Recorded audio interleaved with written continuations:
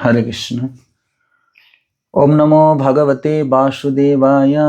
ओम नमो भगवते वासुदेवाय। ओम नमो भगवते वासुदेवाय। ओम ज्ञानतिमिरान्धस्य ज्ञानाञ्जनशलाकया चक्षुरुन्मीलितं येन तस्मै श्रीगुरवे नमो। श्रीचैतन्यमनोभीष्टं स्थापितं येन भूतले स्वयं रूपकदा मह्यो ददाति स्वपदान्तिकम्।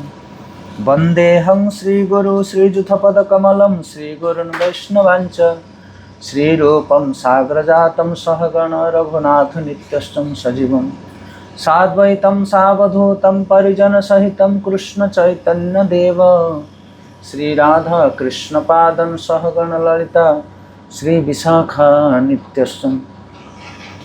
नमो विष्णुपदाय कृष्णप्रेष्ठाय भूतले श्रीमते भक्तिवेदांत स्वामिनिति नामिने।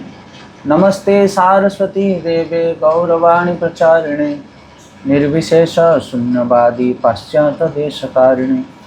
जय श्री कृष्ण चैतन्य प्रभु नित्यानंद श्री अद्वैत गदाधर श्रीवासादि गौर भक्तवृंद।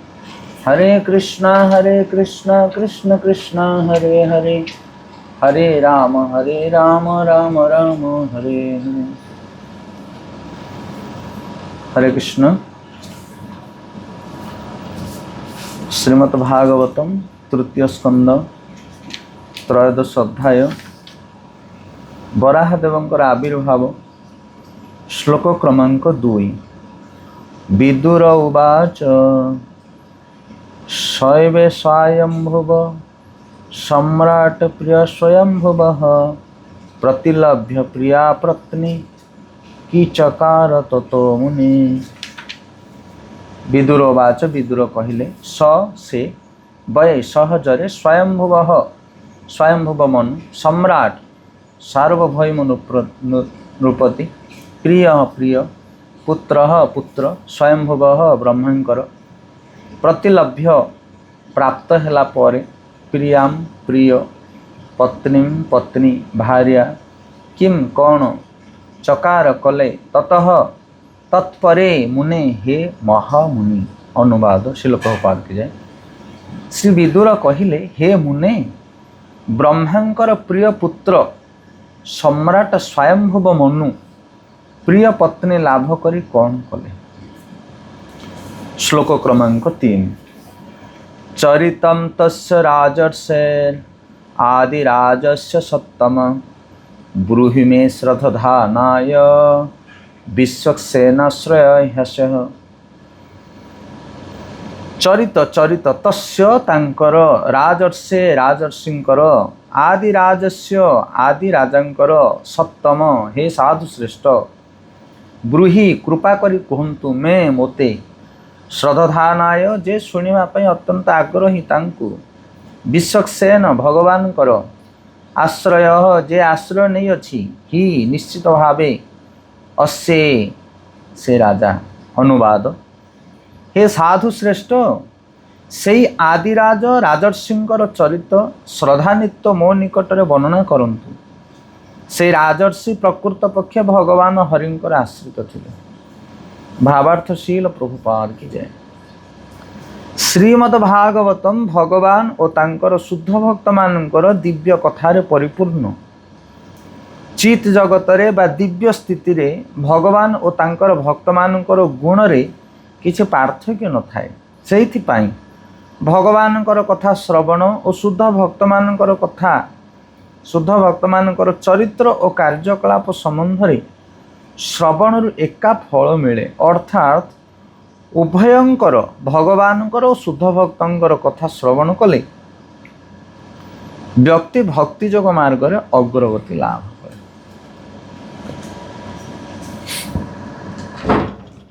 हरे कृष्ण। तो सर्वप्रथम आज आमर ऑनलाइन कार्यक्रम रे उपस्थित थिबा समस्त भक्त एवं माताजी माने एवं जो माने भी श्रोता श्रवण करुछन हमर कथा एवं हमर सखाल जपा सेक्शन जो माने अंशग्रहण करछन आम समस्त को भूरी भूरी धन्यवाद दउछु एवं प्रभु जगन्नाथ पाखे आम प्रार्थना करुछु कि समस्त भक्तिमय जीवन अनुकूल हो।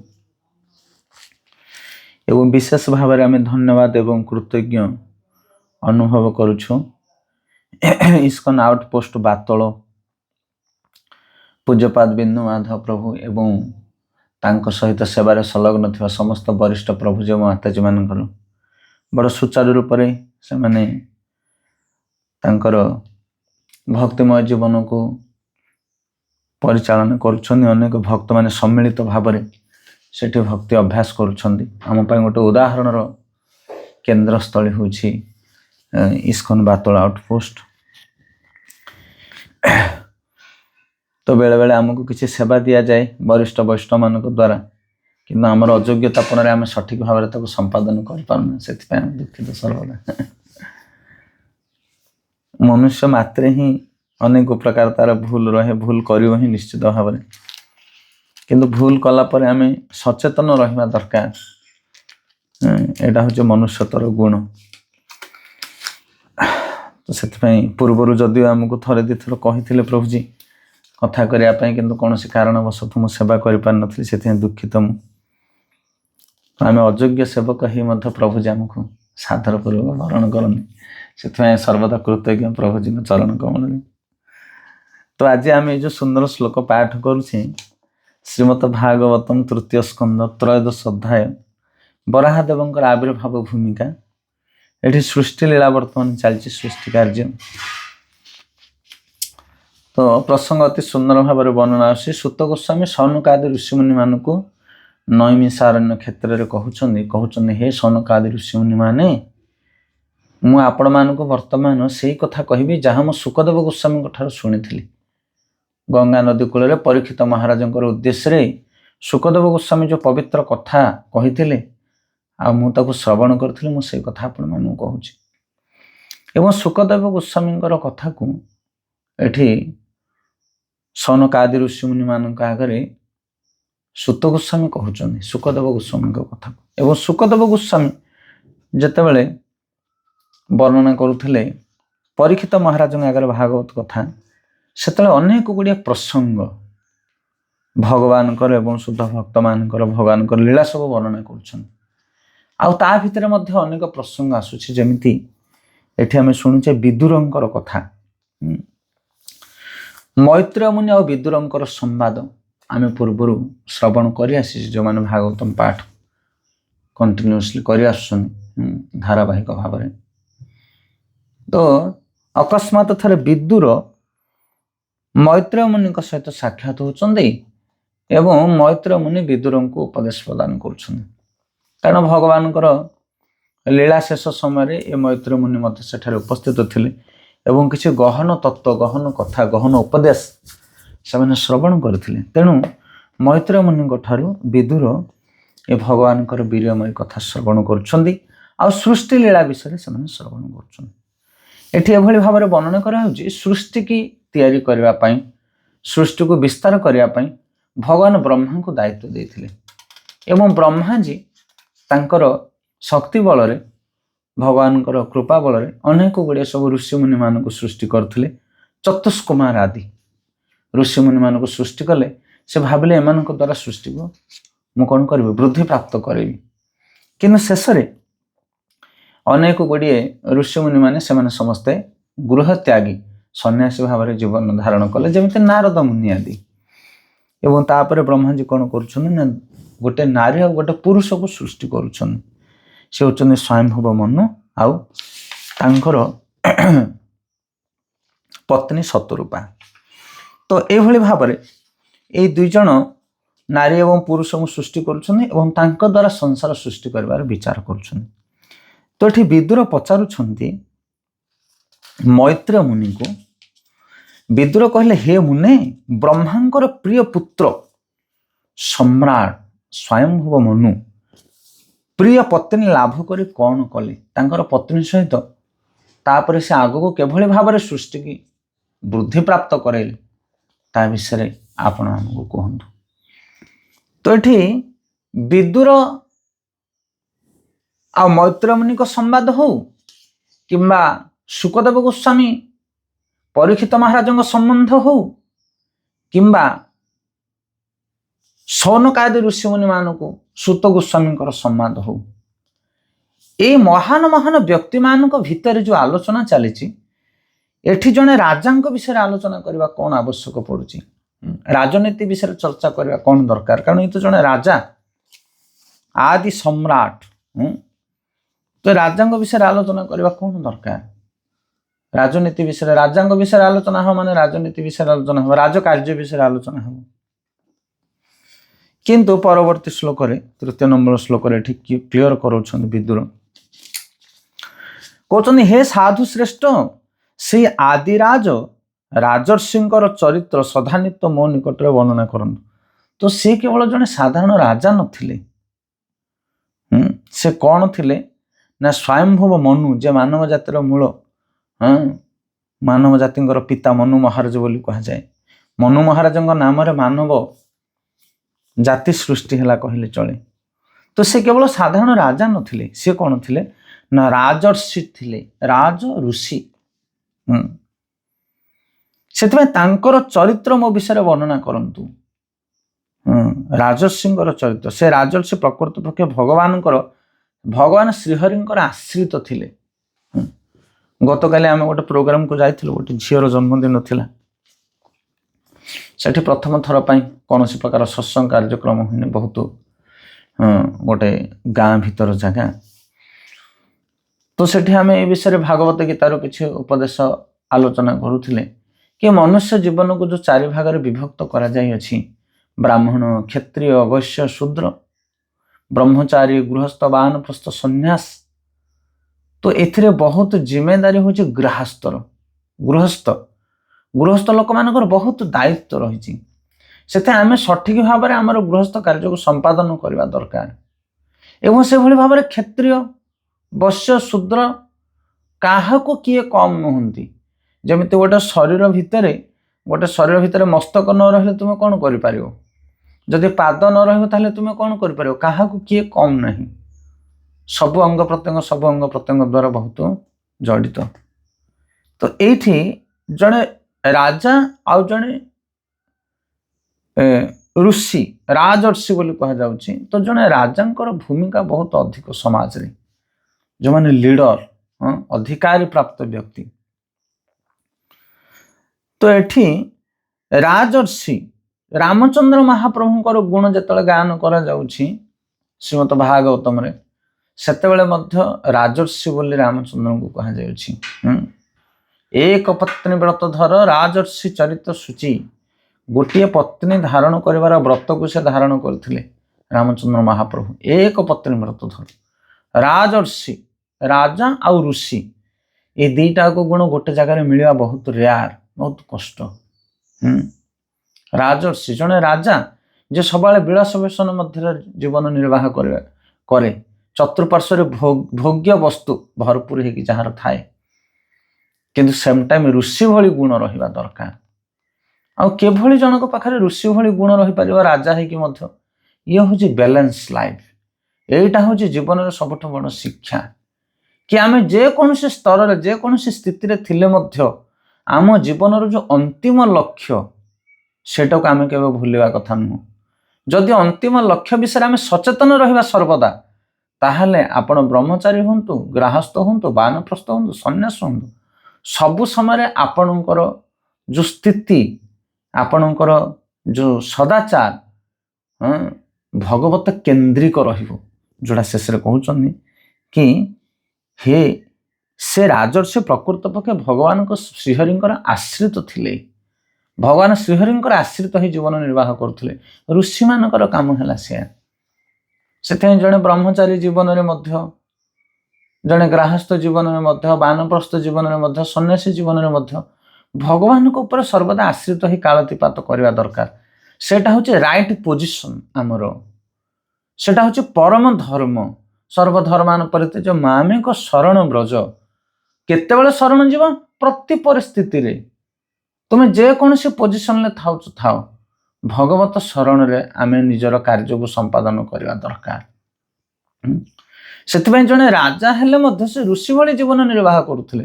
କେବଳ ରାଜା ଋଷି ଭଳି ନୁହଁ, ବ୍ରହ୍ମଚାରୀ ମାନେ ତ ଏମିତି ବି ଋଷି ଭଳି, ବାନପ୍ରସ୍ଥ ମାନେ ତ ବି ଋଷି ଭଳି। ଋଷିର ଅର୍ଥ ହେଉଛି ଯେଉଁମାନେ ଭକ୍ତି ମାର୍ଗରେ ଉନ୍ନତି ଲାଭ କରୁଛନ୍ତି। ଆଉ ସନ୍ନ୍ୟାସୀ ମାନଙ୍କ କଥା କ'ଣ କହିବା? ସନ୍ନ୍ୟାସୀ ତ ସନ୍ନ୍ୟାସୀ। ଦେଖନ୍ତୁ ଜଣେ ବ୍ରହ୍ମଚାରୀ ଜୀବନରେ ଭଗବାନଙ୍କ ଉପରେ କେନ୍ଦ୍ରିତ ରହିବ, ଭକ୍ତି ଆଚରଣ କରିବ, ସେଇଟା ତ ସାଧାରଣ କଥା। ସେଟା ଟ୍ରେନିଂ ପିରିୟଡ଼, ସେଠି ତ ରହିବ ଜଣେ ଗୁରୁଙ୍କର ଆଶ୍ରମରେ ରହିଲେ। ଜଣେ ବାନପ୍ରସ୍ଥୀ, ତାର ବି ଜଞ୍ଜାଳ ନଥିବ, ସିଏ ସଂସାର ଜଞ୍ଜାଳକୁ ପରିତ୍ୟାଗ କରିଥିବ, ପିତା ତାର ପୁତ୍ର ବଧୂ କନ୍ୟା ମାନଙ୍କ ଉପରେ ତାର ଦାୟିତ୍ୱ ଜିମେଦାରୀ ସେ ଦେଇଥିବ, ସେଥିପାଇଁ ତାର ବି ହରିଭଜନ କରିବା ପାଇଁ ଅବସର ଥିବ। ବ୍ରହ୍ମଚାରୀ ବାନପ୍ରସ୍ଥ, ସନ୍ନ୍ୟାସୀ ମାନଙ୍କର ତ କାମ ହିଁ ସେୟା। ସନ୍ନ୍ୟାସୀ ମାନେ କେବଳ ହରିଙ୍କ ଉପରେ ଆଶ୍ରିତ ରହିବା ଦରକାର, ଅନ୍ୟ ଝାମେଲା ତାଙ୍କ ମୁଣ୍ଡରେ ଭରିବା କଥା ନୁହଁ। ଶାସ୍ତ୍ର ବିରୋଧ କରୁଛନ୍ତି କୌଣସି ବିଷୟରେ ସନ୍ନ୍ୟାସୀ ମାନେ ଚିନ୍ତା କରିବା କଥା ନୁହଁ। ପୂର୍ଣ୍ଣ କୃଷ୍ଣ କେନ୍ଦ୍ରିକ ଭାବରେ ଦିନ ଅତିବାହିତ କରିବା ଦରକାର। କିନ୍ତୁ ଗ୍ରାହସ୍ଥ ଜୀବନରେ ଜଣେ ଋଷି ଭଳି ଜୀବନ ଅତିବାହିତ କରିବ, ଇଏ ବହୁତ ଡିଫିକଲ୍ଟ ଆକ୍ଚୁଆଲି। ଇଏ ବହୁତ କଠିନ କଥା। ଆଉ ଅନ୍ୟ 3ଟା ଆଶ୍ରମରେ ଜଣେ ସାଧୁ ଭଳି ଜୀବନ ଅତିବାହିତ କରିପାରେ, କିନ୍ତୁ ଗ୍ରାହସ୍ଥ ଜୀବନରେ ଜଣେ ସନ୍ନ୍ୟାସୀ ବା ଜଣେ ଋଷି ଭଳି ଦିନ ଅତିବାହିତ କରିବ, ଇଏ ବହୁତ ଚ୍ୟାଲେଞ୍ଜ, ବହୁତ ଚ୍ୟାଲେଞ୍ଜ। ଆଉ ଠିକ ସେଇଭଳି ଭାବରେ ଯଦି ଆଶ୍ରମ ଭିତରେ ଆମେ ଦେଖିବା, ଗ୍ରାହସ୍ଥ ଆଶ୍ରମ ଏବଂ ବର୍ଣ୍ଣ ଭିତରେ ଯଦି ଦେଖିବା, ବ୍ରାହ୍ମଣ, କ୍ଷତ୍ରିୟ, ବୈଶ୍ୟ, ଶୂଦ୍ର, ଇଏ 4ଟା ବର୍ଣ୍ଣ ଭିତରୁ କ୍ଷତ୍ରିୟ ମାନେ ଋଷି ଭଳି ଜୀବନ ଅତିବାହିତ କରିବା ବହୁତ ଡିଫିକଲ୍ଟ।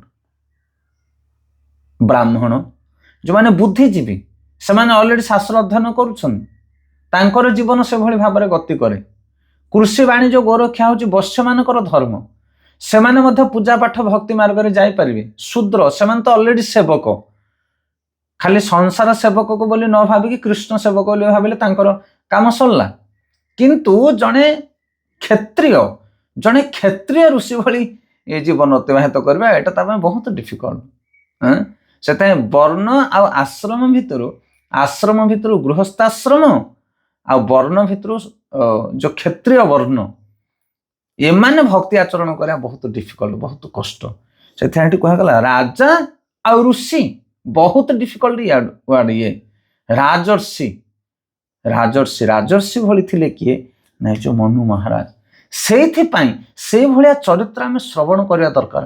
ହାଉ ପସିବୁଲ, କେମିତି ସମ୍ଭବ ଜଣେ ଗୃହସ୍ଥ ମଧ୍ୟ ଋଷି ଭଳି ଦିନ ଅତିବାହିତ କରିପାରେ? କେମିତି ସମ୍ଭବ ଜଣେ ଲିଡର, ଜଣେ ରାଜା, ଯେ ଶାସନ ଅଧିକାରୀ, ଯେ ଦଣ୍ଡ ଦବା ବାଲା, ତା ହୃଦୟରେ ମଧ୍ୟ ପ୍ରେମକୁ ମେଣ୍ଟେନ କରିପାରିବ? ସିଏ ଭଗବାନଙ୍କର ଭକ୍ତିକୁ ଆଚରଣ କରିପାରିବ? ଇଏ କେମିତି ପସିବୁଲ? ତ ଏଇଟା ଶ୍ରବଣ କରିବା ବହୁତ ଜରୁରୀ। ଗ୍ରାହସ୍ଥ ମାନଙ୍କ ଠାରୁ ହିଁ ସମସ୍ତେ ସୃଷ୍ଟି ହୁଅନ୍ତି। ଗତକାଲି ଆମେ କହୁଥିଲେ ସେ ବିଷୟରେ, ଗୋଟେ ଝିଅଟେ ଜନ୍ମ ହେଇଛି ବୋଲି ମନ ଦୁଃଖ କରୁଛନ୍ତି। ତାଙ୍କର 3ଟି କନ୍ୟା, 2ଟା କନ୍ୟା ପରେ ତୃତୀୟ କନ୍ୟା ଇଏ, ଆଉ ତାର ଜନ୍ମୋତ୍ସବରେ ସେମାନେ ସତ୍ସଙ୍ଗ କରୁଛନ୍ତି। ତାଙ୍କ ପିତାମାତାଙ୍କ ସହିତ ମିଶିଲେ ତାଙ୍କର କୌଣସି ଗ୍ଲାନି ନାହିଁ ମନରେ। ସେଥିପାଇଁ ମୁଁ ତାଙ୍କର କନ୍ୟା ବିଷୟରେ କିଛି କହୁଥିଲି। ମୁଁ ଦେଖ, ମାର ଭୂମିକା ବହୁତ ଉନ୍ନତ। ଗୋଟେ ଝିଅ ବଡ଼ ହେଇଗଲା ପରେ କନ୍ୟା ହୁଏ, କନ୍ୟା ପରେ ସେ ଗୋଟେ ଘର ସଂସାର କରେ, ପତ୍ନୀର ଭୂମିକା କରେ, ତାପରେ ମାର ଭୂମିକା କରେ ସିଏ। ଆଉ ମା ହଉଛି ଜଗତରେ ବହୁତ ବଡ଼ ଜିମେଦାରୀ ପର୍ସନ ହଉଛି ମା।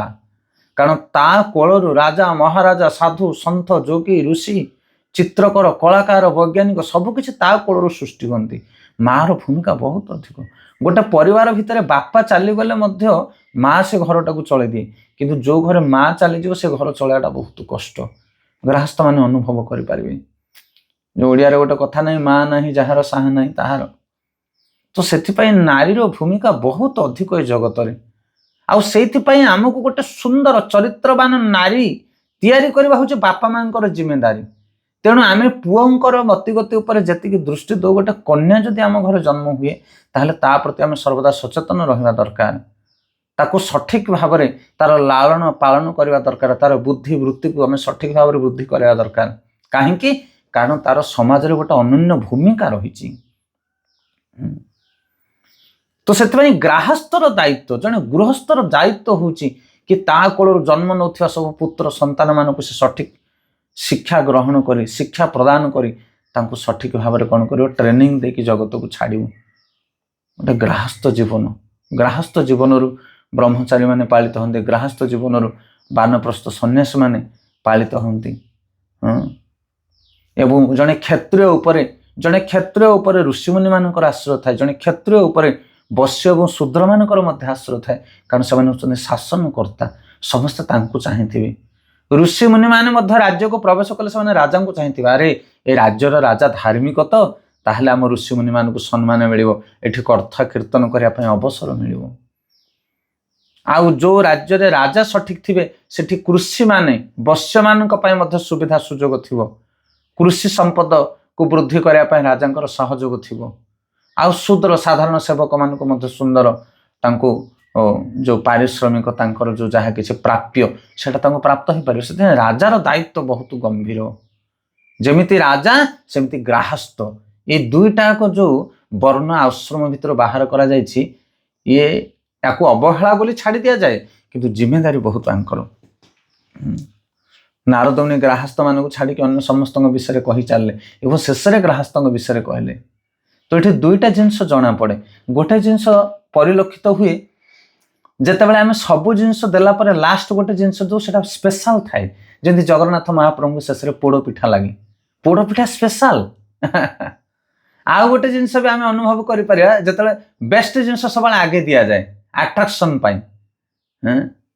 कौन ट्राक्टर्स कौन अच्छी ना फास्ट खाइबारे कौन अच्छी समस्ते जानते ना स्टार्टर कौन कौन अच्छी मेनू खुशी जाने समस्ते देखी।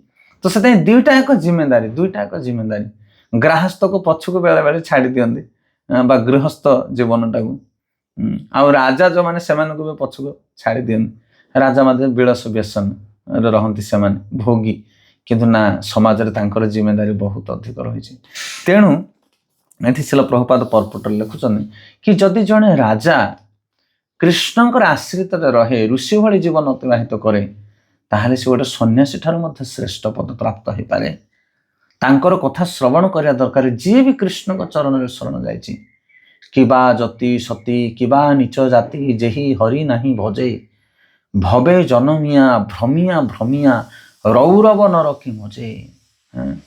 से जड़े जति हो कि जड़े सती हो जति माने जो माने मुनि ऋषि तपस्वी गृह त्यागी सी जदि हरि भजन न कला सती जे पतिव्रती परायण सती सती नारी जदि से पतिंगर खाली सेवा कला हरि भजन न कला किबा जति सती किबा नीच जाति जड़े साधारण लोक हो जदि हरि की जड़े न भजिला ताहले से भवे जनमिया भ्रमिया भ्रमिया नरके मजे से जगत रे जन्म मृत्यु चक्र रे पीड़ित हेई नरक आदि गति कर ताती जीव। से जदि जड़े गृहस्थ मध्य जड़े राजा मध्य क्षत्रिय मध्य जदि हरिंकर भजन करुचे ताहले से ग्रहणीय आदरणीय तांकर कथा को आम श्रवण करवा दरकार।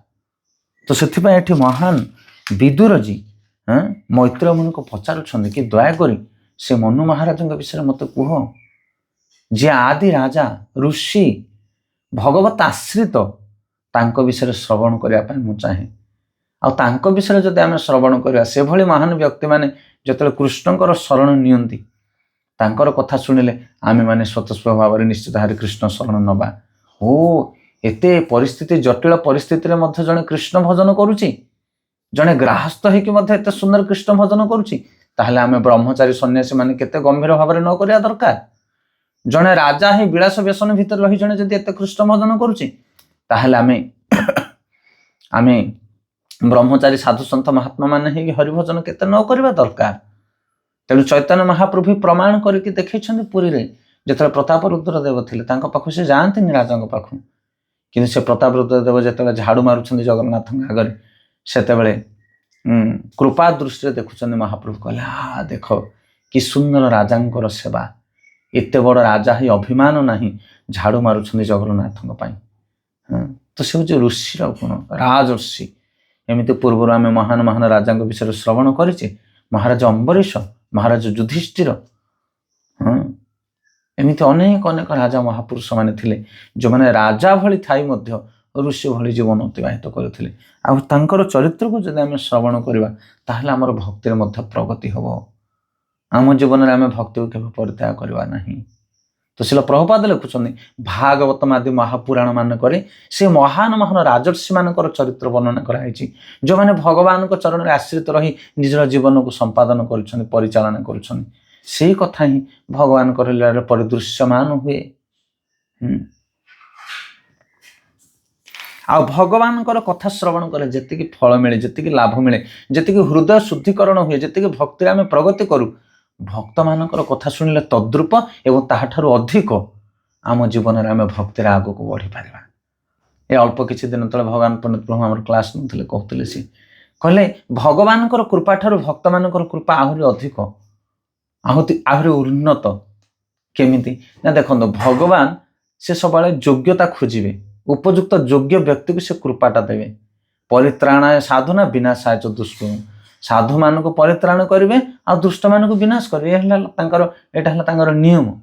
କିନ୍ତୁ ସାଧୁମାନଙ୍କର କୌଣସି ପ୍ରକାର ସେ ଦୃଷ୍ଟ ଆଉ ସାଧୁକୁ ସେମାନେ ବିଚାର କରିବାନି କିଏ ଭଲ କିଏ ମନ୍ଦ।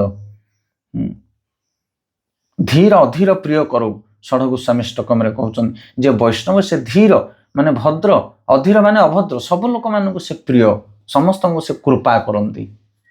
ଯେମିତି ପ୍ରଭୁଜୀ ଆମର କହୁଥିଲେ କି ଯଦି ଆପଣ ଗୋଟେ ପୋଷ୍ଟ ପିଅନ ଭାବରେ ଯାଉଛନ୍ତି, ପୋଷ୍ଟରେ ଆଡ୍ରେସ୍ ଲେଖା ହେଇଥିବ ଲାଫାପା ଉପରେ କି ଏଇ ଚିଠିଟି ଏଇ ବ୍ୟକ୍ତିଙ୍କୁ ମିଳିବ, ତାହେଲେ ଆପଣ ସେଇ ବ୍ୟକ୍ତିଙ୍କୁ ନେଇକି ଦେବେ, ଅନ୍ୟ କାହା ଘରେ ଦେଇପାରିବେ ନାହିଁ। ଆପଣ ରୁଲରେ ବନ୍ଧା, ନିୟମରେ ବନ୍ଧା ଆପଣ। କିନ୍ତୁ ଯେତେବେଳେ ଆମର ଭକ୍ତମାନେ ବୁକ୍ ଡିଷ୍ଟ୍ରିବ୍ୟୁସନ୍ କରିବା ପାଇଁ ଯାଆନ୍ତି, ଗୀତା ଭାଗବତୀ ବିତରଣ କରିବା ପାଇଁ ଯାଆନ୍ତି, ସେମାନଙ୍କ ପାଇଁ ଆଡ୍ରେସ୍ କିଛି ନଥାଏ, ସେମାନେ କାହା ଘରେ ବି ପହଞ୍ଚି ଯାଆନ୍ତି। ଦେଖନ୍ତୁ, ଇଏ ହେଉଛି ଡିଫରେନ୍ସ।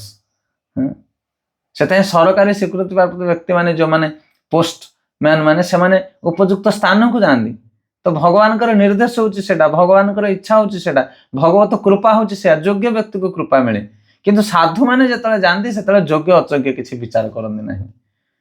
ଭଗବାନ କୃପା କରିବା ପାଇଁ ଗୀତା ଭାଗବତ ରଚନା କରିଛନ୍ତି, ଆଉ ସେଇ ଗୀତା ଭାଗବତ ନେଇକି ଭକ୍ତମାନେ ଯାରେ ଦେଖ ତାରେ କହ କୃଷ୍ଣ ଉପଦେଶ, ଜଗତରେ ଅଛି ଯେତେ ନଗରାଦି ଗ୍ରାମ ସର୍ବପ୍ରଚାର ହେବା ମନମ, ଇଏ ହେଉଛି ସାଧୁମାନଙ୍କର କଥା।